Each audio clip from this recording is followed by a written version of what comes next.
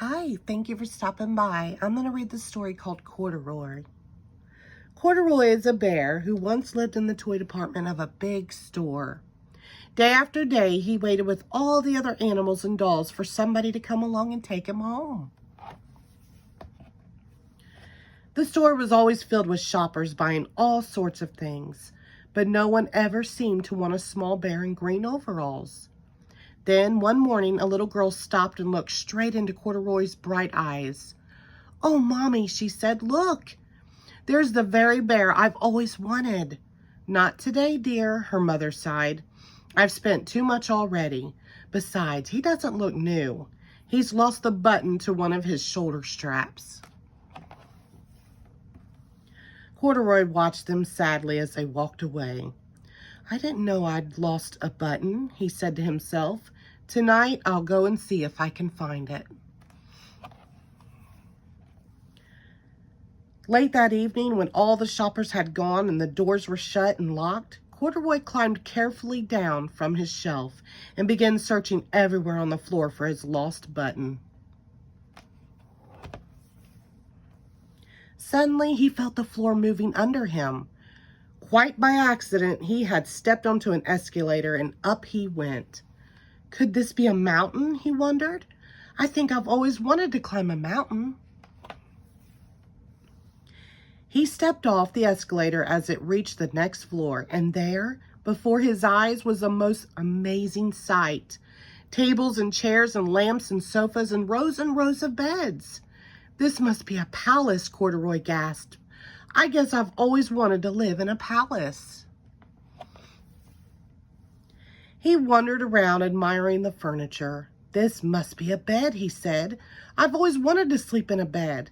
And up he crawled into a large, thick mattress. All at once, he saw something small and round. "Why, here's my button," he cried, and he tried to pick it up. But like all the other buttons on the mattress, it was tied down tight. He yanked and pulled with both paws until pop! Off came the button, and off the mattress Corduroy toppled.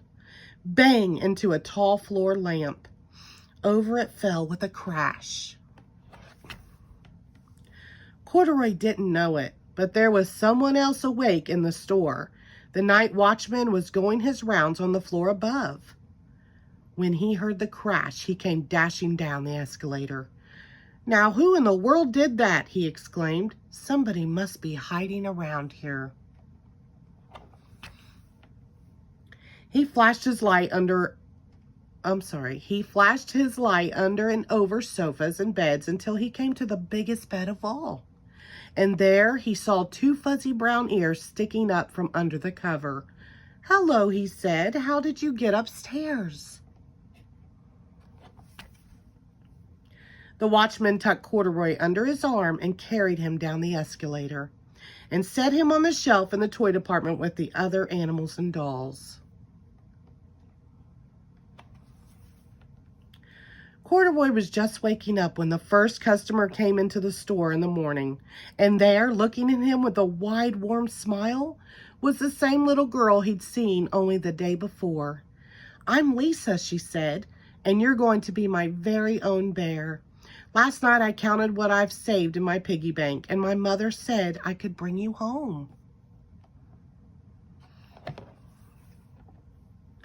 "Shall I put him in a box for you?" the saleslady asked. "Oh, no, thank you," Lisa answered, and she carried Corduroy home in her arms. She ran all the way up 4 flights of stairs into her family's apartment and straight to her room.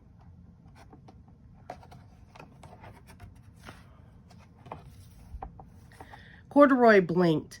There was a chair and a chest of drawers, and alongside a girl-sized bed stood a little bed just the right size for him. The room was small, nothing like that enormous palace in the department store. "This must be home," he said. "I know I've always wanted a home." Lisa sat down with Corduroy on her lap and began to sew a button on his overalls.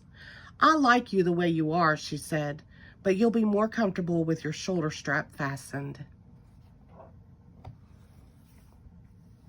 "You must be a friend," said Corduroy. "I've always wanted a friend."